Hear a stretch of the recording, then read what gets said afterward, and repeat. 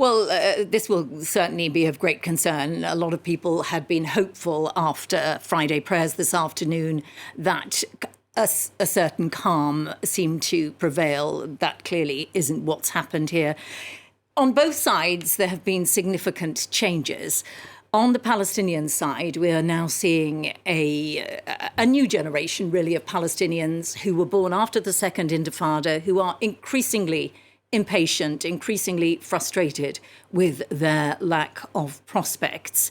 And in areas like Jenin, where we saw the Israeli raid and 9 Palestinians were killed, the Israelis say all activists, the Palestinians say 2 civilians were amongst the dead. In Jenin and in Nablus, there are groups which are increasingly freelance. They are not affiliated particularly with either Islamic Jihad or Hamas, the 2 main groups, armed groups fighting for the Palestinians. And so increasingly we're seeing that the Palestinian Authority, which nominally controls the West Bank, is losing control of key cities. And so that is a new development. It's something the Israelis are only too aware of. They have been conducting regular raids, particularly in those cities, trying to target and stop, they say, attacks before they might happen. At the same time, of course, we have the most right-wing Israeli government ever, in line with many other countries around the world which have swung to the right. And it's all very well saying this is the most right-wing government in Israel ever. It was voted in. 10% of the votes went to very, very strongly ultra-nationalist, ultra-religious Orthodox parties. Exactly. So, they were voted in. So that must be taken account of. So there are, among their propositions, the idea that the agencies which control the day-to-day life of Palestinians, there might be changes made to that.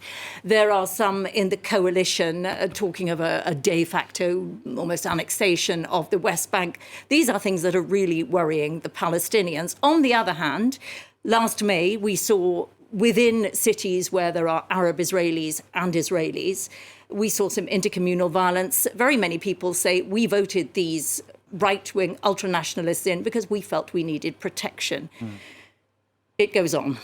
That's the thing. It continues to go on, and the UN is calling out this endless cycle of violence. Yesterday, I did a report where we saw Palestinian youths in Jenin throwing rocks at police. And then, it begs the question, what is the international community going to do about this? Because we have, for instance, the U.S. Secretary of State, Anthony Blinken, who's going to be in the region in a couple of days. How concerned are the Americans given this uptick in violence which we're seeing? Well, now that this has been reignited, it will become once again a more important domestic issue in Israel, because for much of recent years, the eyes of the rest of the world have not been turned really particularly towards the Middle East.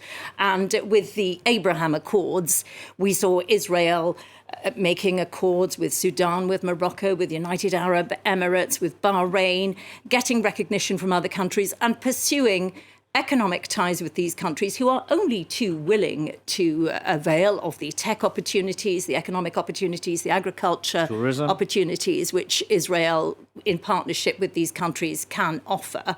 And so much of the activity has been around these diplomatic alliances recently, and of course a strategic partnership against Iran. So Israel has been pursuing that very much. Now, once again, the issue of the Palestinians is coming back into the fore. Washington, there was a time when everything that happened in the Middle East was important in Washington. Washington has its hands full with Russia, with Ukraine. Nevertheless, Joe Biden has always been extremely interested in what goes on in the Middle East. And Antony Blinken, in a pre-planned visit, will be heading to the region on Monday. So we'll see what comes of that. He will no doubt also point to some of the domestic changes which this coalition, this very right-wing coalition government, is intending to push through, such as changes to the Israeli justice system, which in a region where there are few democracies, Israel's justice system is